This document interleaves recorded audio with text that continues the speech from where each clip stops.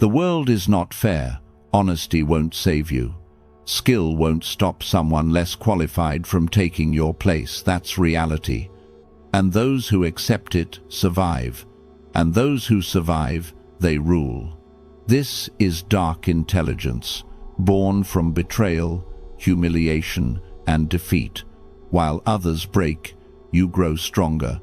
While they argue, you watch and calculate. While they drown in emotion, you plan the future. Most play checkers, you play chess. Remember, this is for protection, not destruction. Defend, don't harm. Understand, don't become a villain. Today, you'll discover the 8 psychological traits that separate survivors from victims, leaders from followers, winners from losers. Now, I want you to drop this affirmation in the comments.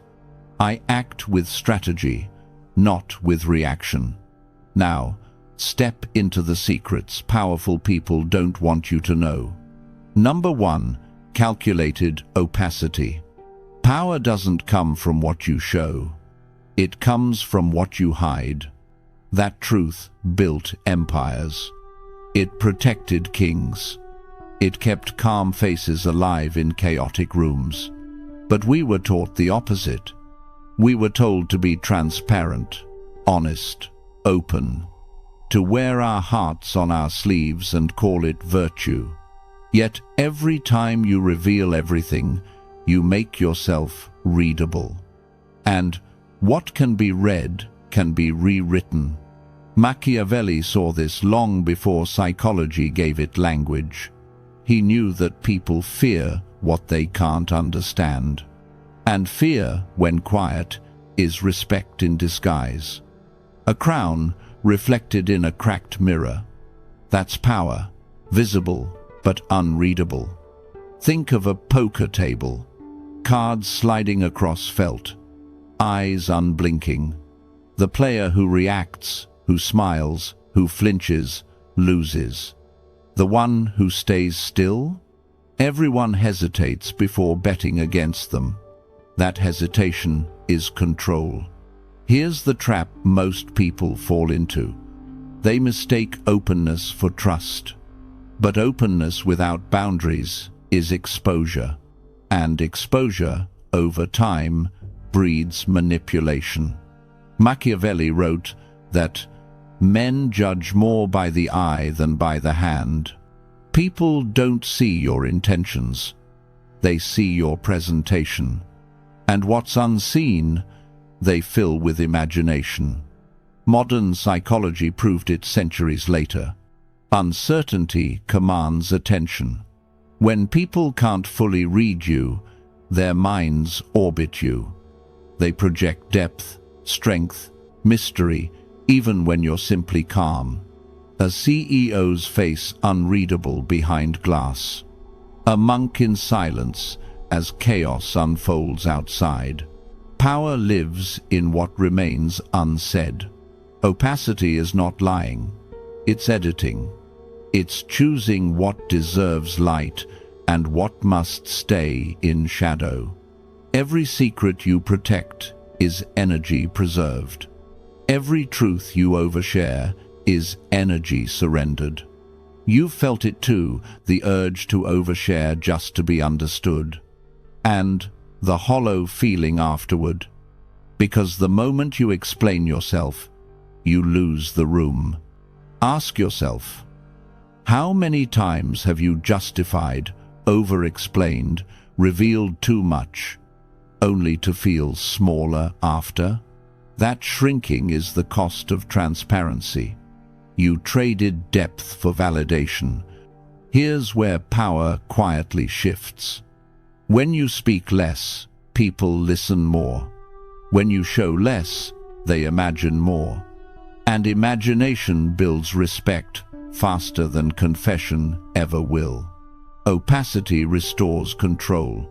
It's not distance, it's discipline. Speak in outlines, not paragraphs. Promise less, deliver more. Let others wonder where your edges truly are. Machiavelli warned, The lion cannot protect himself from traps, and the fox cannot defend himself from wolves. To survive, one must be both strength and subtlety. The lion shows force. The fox conceals it until it matters. That's calculated opacity. A door closing softly in candlelight. That's how power moves quiet, deliberate, unseen, until it strikes. And once you master it, people respond differently. They choose their words with care. They treat your silence as substance. Because in a world addicted to exposure, mystery is rebellion. And rebellion, when calm, becomes dark intelligence. The kind that doesn't shout. It simply watches and wins. Number 2, adaptive persona. The most powerful people you'll ever meet aren't authentic. They're adaptive. We're told to be ourselves, to never change, to treat authenticity like virtue. But the world doesn't reward authenticity. It rewards adaptability, control through flexibility. Being yourself is easy when the world agrees. But when it shifts, when people turn, when the air changes, survival depends on how fast you adapt. Machiavelli wrote, "A wise man must learn how not to be good, and use that knowledge as necessity demands." He wasn't celebrating deceit. He was revealing strategy, the ability to shift shape without losing soul. A mirror fracturing into many reflections of the same face. So, which reflection do you show the world? Psychology calls it strategic self-presentation. It's not manipulation. It's awareness. It's reading the room before the room reads you. It's knowing which version of yourself serves the moment and which must stay silent. But there's a danger in this art. Here's the trap most people fall into. They think changing means pretending. They confuse adaptability with performance. But this isn't about pleasing everyone. It's about surviving everyone. Think of a leader who switches tone, mid-meeting calm one moment, commanding the next, and suddenly everyone leans in. That's not fakery. That's control through flexibility. When you cling to one identity, one tone, one reaction, you give the world your blueprint. And when the world can read you, it can control you. A chameleon on white marble. It doesn't lose itself by changing color. It survives. Adaptability isn't pretending. It's precision. It's knowing that the same truth, spoken in the wrong tone, becomes a lie. It's knowing that power doesn't always roar sometimes. It whispers. The adaptive person doesn't flinch when the world changes. They adjust. They read the temperature and control it. They stay calm where others defend, silent where others explain. Humans trust familiarity but follow control. Control comes from composure. Composure comes from flexibility. You've felt the pressure to defend who you are, to prove you haven't changed. But maybe the stronger move isn't defending. Maybe it's evolving. Because the version of you that survives the next storm will not be the one standing here today. You'll have to shed something. A belief. A habit. A need to be understood. And that's where power quietly shifts. The adaptive person doesn't resist change, they design within it. They wear their identities like armor, chosen, fitted, and temporary. Machiavelli would have called it playing human nature. Psychology calls it self-regulation. You might call it wisdom, the ability to stay yourself, even as you change your form. a candle burning steady while the wind changes direction. That's the image of strength. And here's the quiet cost of authenticity. Those who cling to it become predictable. But the ones who adapt, they become untouchable. When you learn to adapt your persona, you stop being a character in someone else's story. You become the author, calm, strategic, and quietly dangerous. That's dark intelligence control through flexibility. Number 3, the principle of detachment. The moment you need something, you lose power over it. The more you care, the easier you are to control. We are taught that passion, loyalty, and emotional investment make us strong. That devotion proves character. That caring deeply earns respect. But here's the truth.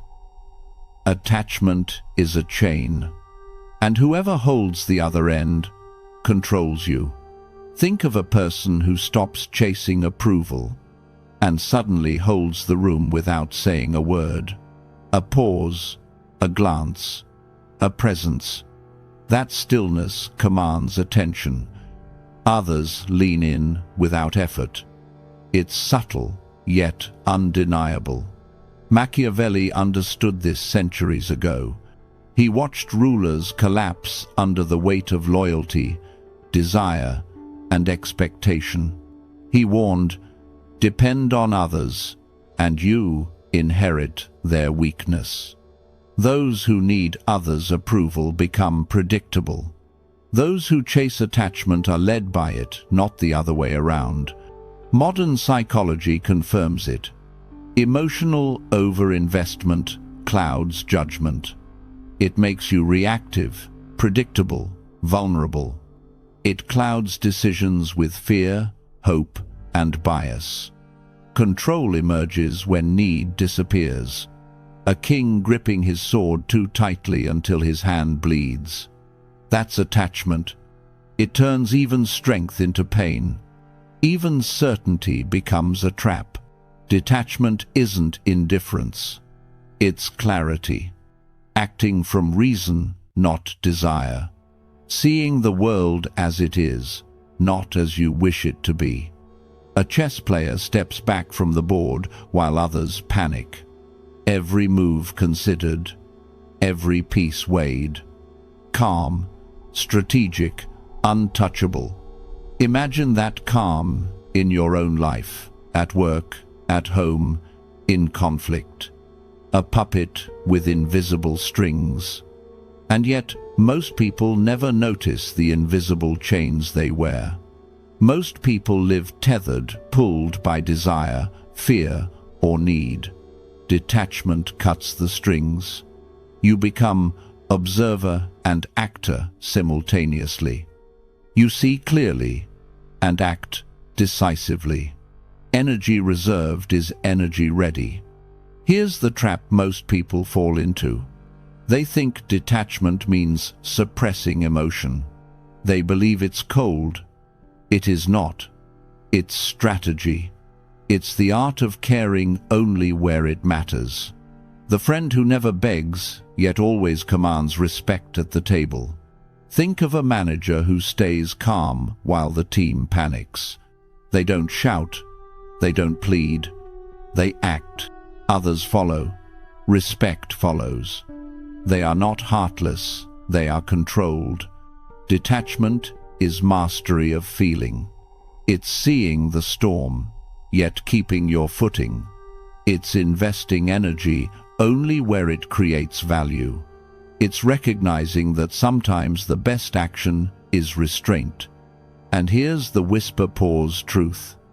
Those who cling to what they want are always at the mercy of others. Those who need nothing are untouchable. Detachment transforms your relationship with the world, and yet almost nobody understands it. You stop chasing outcomes. You stop reacting to opinion. You stop being owned by circumstance. You watch and you move. on your terms. Control emerges quietly when need disappears. When you no longer need approval, love, or validation to feel strong, you attract it naturally. Power belongs to the one who needs nothing. A calm figure watches the tide rise and fall, unmoved. A candle flickers in the wind, steady at the core. That's detachment, not coldness, not weakness, but strategy, control. Dark intelligence in action. You can care deeply. You can love fully, but you do it on your terms. Detached enough to see clearly. Controlled enough to act wisely. And that is untouchable power. Number 4. Silent leverage. The loudest person in the room rarely has the power. The one who listens, calculates, and waits does. Because real control isn't about speaking. It's about silence used like a weapon. We live in a world addicted to noise. Everyone shouting to be heard. Everyone rushing to prove their worth. But when everyone talks, the one who doesn't becomes magnetic. People turn toward the quiet one, wondering what they're thinking. That's not mystery, it's control.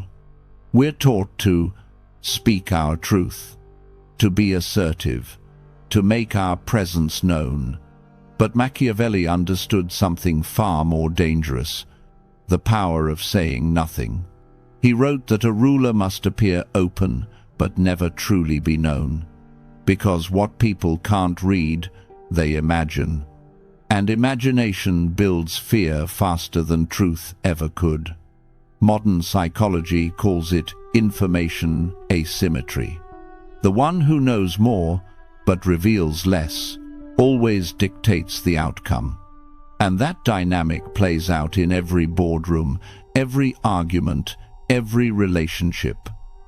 Picture a negotiation table. One side speaks endlessly, justifying their offer.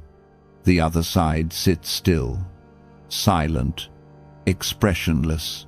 Seconds stretch, the air thickens, and then someone breaks, filling the silence with concessions.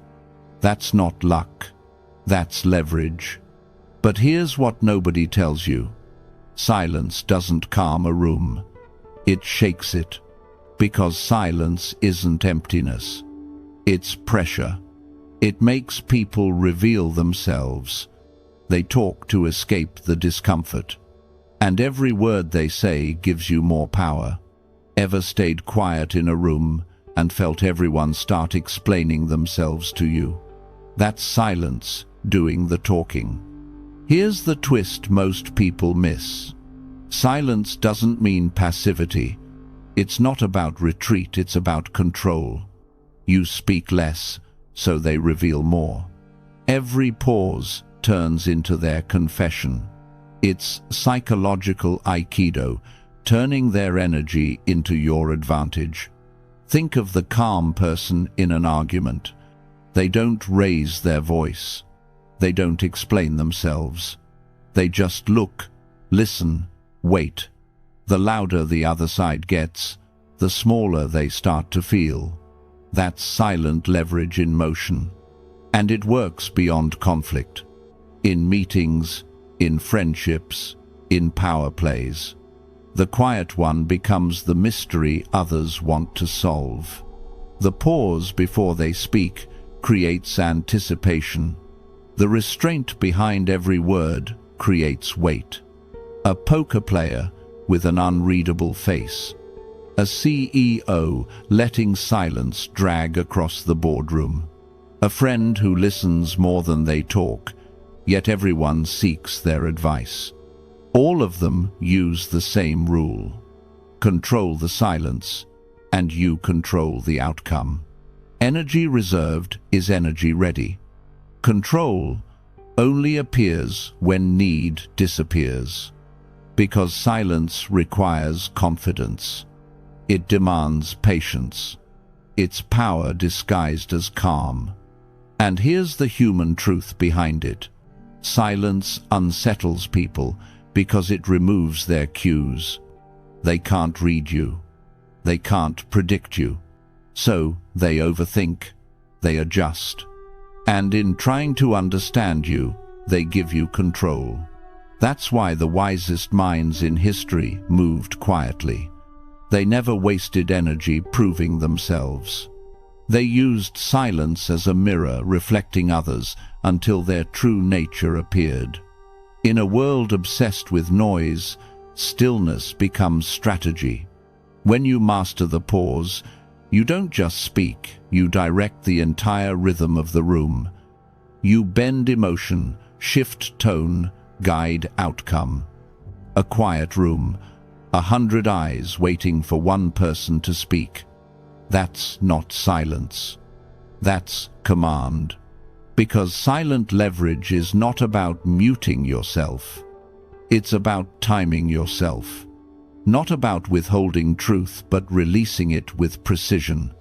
When you learn to wield silence, you stop chasing power. You start becoming it. And that is dark intelligence in motion. Number 5. Psychological echo. Powerful minds don't shout. They don't argue. They echo. They let your words hang in the air, catch them, and return them, slightly altered, until you forget where the thought began. That's not conversation. That's control. You've heard it before, though you didn't notice. A quiet voice repeating what you said, almost exactly. And suddenly, you felt understood, safe, seen. That's the power of the psychological echo, the art of reflection that bends perception without ever breaking trust. Because here's what most people never realize. Influence rarely feels like influence. It feels like recognition. And the one who mirrors you owns your comfort. Machiavelli knew this long before modern psychology gave it a name. He observed that rulers gained loyalty not by declaring truth, but by reflecting the emotions of their people. He wrote that men are won more by the semblance of feeling than by the truth itself.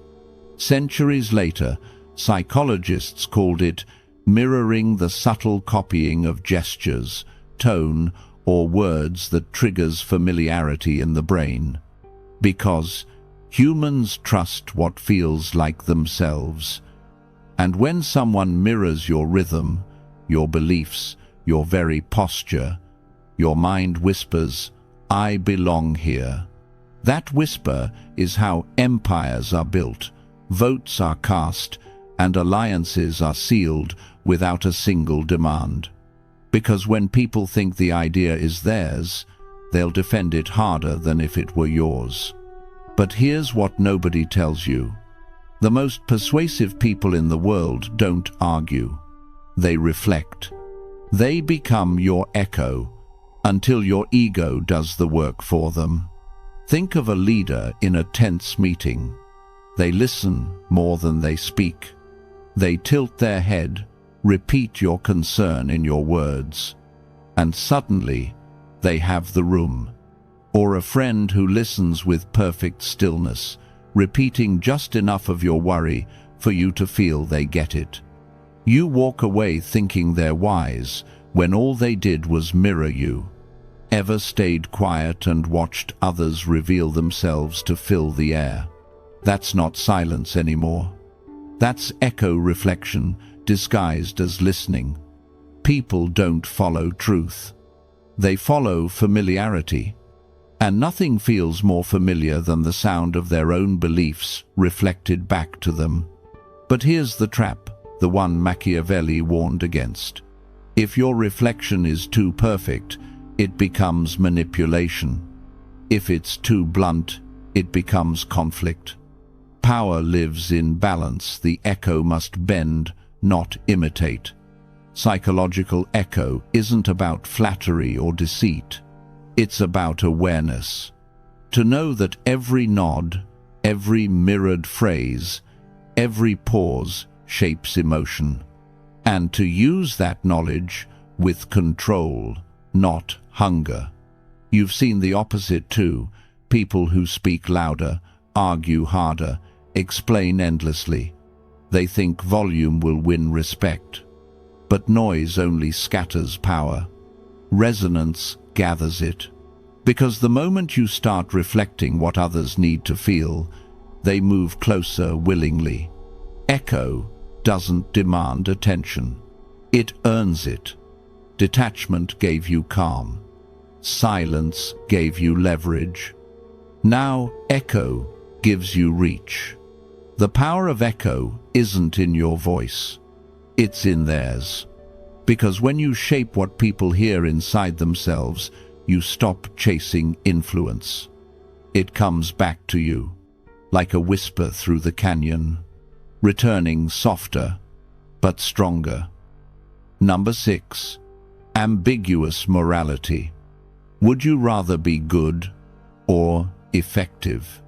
Because history doesn't remember who was righteous. It remembers who won. A golden scale tips in the dark, not by accident, but by necessity. The world rarely rewards purity. It rewards precision. We're taught to believe morality is a map, a clear path between right and wrong. But Machiavelli saw it differently. He saw it as weather shifting with the wind, shaped by circumstance. He didn't glorify cruelty. He studied the conditions that made it necessary. His question was never, "How can a man be good?" It was, "How does a man survive in a world where others pretend to be?" Psychology eventually caught up to that question. Because what Machiavelli observed centuries ago, modern science calls moral flexibility. The ability to bend without breaking. To adapt your ethics when reality refuses to play fair. Rigid morality feels noble, but when pressure rises, rigidity snaps. Those who cling to purity often find themselves crushed by those who don't. Life doesn't pause for your principles. It keeps moving. And yet, most people pretend it will wait. Moral ambiguity isn't corruption. It's consciousness. Because the world won't wait for your ethics to catch up, it moves anyway. Think of a manager who fires one to save 10, or a parent who lies to protect a child, or a friend who bends a truth to save someone from heartbreak, judged by none, remembered by few, but effective nonetheless. Morality feels clean until life gets dirty. Machiavelli's insight was simple and brutal. A prince must learn how not to be good when goodness becomes his undoing. Power demands ambiguity, the willingness to choose, function over feeling. Because when morality becomes performance, integrity turns into a cage. Psychologists call this cognitive dissonance, the tension between belief and behavior. The powerful don't run from it. They sit in it. They understand that clarity is rarely clean. Living without reflection is dangerous. Living without flexibility? Fatal. Because the truth is, every decision stains something. To act is to harm someone's comfort. To abstain is to harm your own. You've seen it before.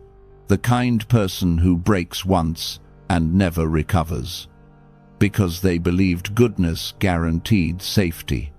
They never realized morality guides the heart, but it doesn't always guard it. To live without reflection is dangerous. Living without flexibility? Fatal. That's the paradox of awareness when you start to see morality not as rules, but as responses. When you understand that virtue without strength becomes martyrdom, and mercy without boundaries becomes self-destruction. Ambiguous morality doesn't make you cold. It makes you awake. You learn to hold two truths at once, compassion and calculation, and not destroy yourself for either. You learn that doing what's right sometimes means stepping into the shadows, and that peace, without defense, is only illusion. Ask yourself, how many times have you judged someone before knowing the weight they carried? How many times have you punished yourself for choosing survival over approval? Moral clarity feels safe, but the world is built in shades of grey, and wisdom is simply learning to see in both. Because in the end, morality guides the heart. Strategy guards it. The wise don't choose between light and dark. They learn to see in both. Number 7. Controlled exposure. The smartest people never reveal their full hand, and neither should you. Cards fanned face down. A shadowed figure watching. Because showing too much is the fastest way to be outmaneuvered. We're taught that honesty is the highest virtue, that transparency builds trust. But Machiavelli saw a different truth. Leaders succeed not by sharing everything, but by revealing just enough. The right detail at the right moment. Too much exposure invites vulnerability. Too little, and you appear distant. Humans naturally overvalue what they see. We fill in blanks faster than reality intends. Our minds create stories to explain what remains hidden. And what you don't say carries weight equal to sometimes greater than what you do. Think of a general revealing strategy to their troops, one piece at a time. Or a king letting rumors swirl, giving subjects a partial view. The uncertainty makes them lean in, wonder, anticipate. It's the same principle in modern life. A CEO drops hints of a plan, not the whole blueprint. Employees speculate, debate, prepare. Meanwhile, the leader moves unnoticed, protected by controlled exposure. A poker table tells the same story. The player gives small, deliberate signals enough to intrigue, never enough to reveal the hand. Because the moment everything is visible, control disappears. And here's the subtle truth most people miss. The unseen carries power, and yet almost nobody masters it. Most reveal too much and lose more than they know. Because humans instinctively want to know, and when they don't, they fill the void themselves. Controlled exposure isn't deception. It's strategic influence. It's the art of aligning revelation with outcome. Share what advances your goal. Keep the rest in shadow. Think of a friend who shares just enough of their plans. They never brag, never over-explain, yet everyone wants their opinion. Everyone feels included, yet the advantage stays intact. The balance between openness and concealment determines perception, and perception drives behavior. Reflect on your own life. How often do you overshare? At work, in relationships, online? Immediate reward feels good, applause, sympathy, validation. But influence erodes when exposure is constant. Mastery comes not from revealing more, but from revealing with intent. Measured revelation builds trust. Blind honesty can destroy leverage. Power comes from control, not transparency. Your words, your intentions, your actions reveal just enough. Let the unseen do the work. Control is quiet. Influence is subtle. Power lives in the balance between what's shown and what remains unseen. Number 8. Outcome obsession. Good intentions don't matter. Only results define you. Crumbled papers on a desk. A clock ticking relentlessly. Someone stands victorious, silent, measured. You can mean well and still fail spectacularly. We've been taught to believe that effort equals success. That trying hard is proof enough. That morality alone protects us. But Machiavelli knew better. History doesn't remember the well-meaning. It honors the effective. The world judges by results, not intentions. Your reputation, your survival, your influence, everything hinges on outcomes. Psychologists call this outcome bias. Humans overvalue intention and underweight consequences. We forgive mistakes if we tried. We applaud effort over achievement. Yet, in reality, the universe doesn't care about effort. It responds to impact. Only results matter. Think of a general who fought bravely but lost the war, or a CEO with bold plans that failed to move the market. Praise, admiration, sympathy, these fade fast. The world rewards the doers who create measurable change. Even in everyday life, a team member who tries hard but misses targets is invisible. The quiet high performer, hitting goals, commands respect without speaking a word. You've seen it. Someone always steps up quietly, delivering, while others talk themselves into presence. A friend who says all the right things but fails to act when it counts is forgotten. A partner who delivers results, protection, care, provision, earns trust effortlessly. Because the moment your intentions don't create impact, they vanish. And yet, most people obsess over perception, over being liked, understood, or morally praised, all while ignoring the cold, unforgiving metric of results. The applause you receive today will vanish tomorrow, but results endure. Ask yourself, are you chasing admiration or actual impact? Outcome obsession isn't cynicism.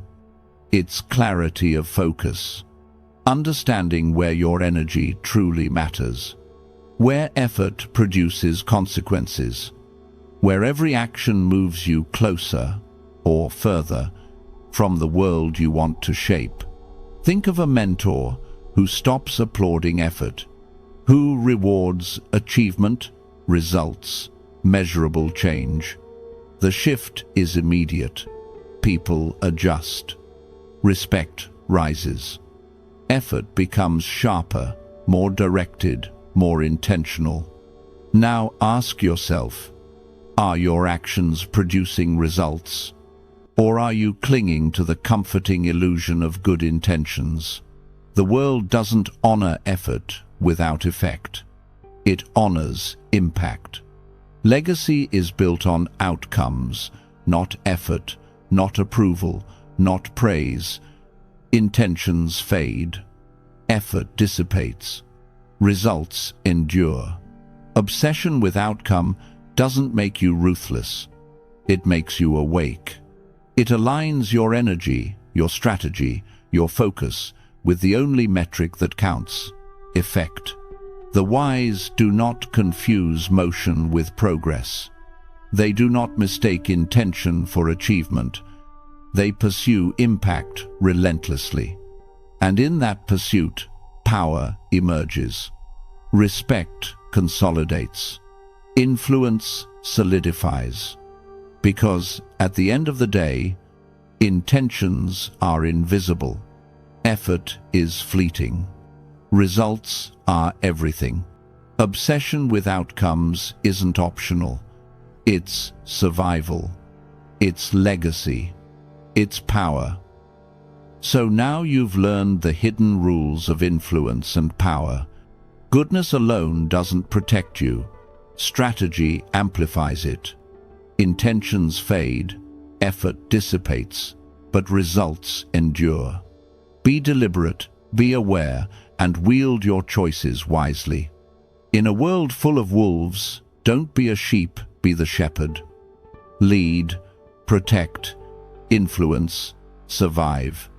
Drop this affirmation in comments. I master strategic goodness and act with awareness.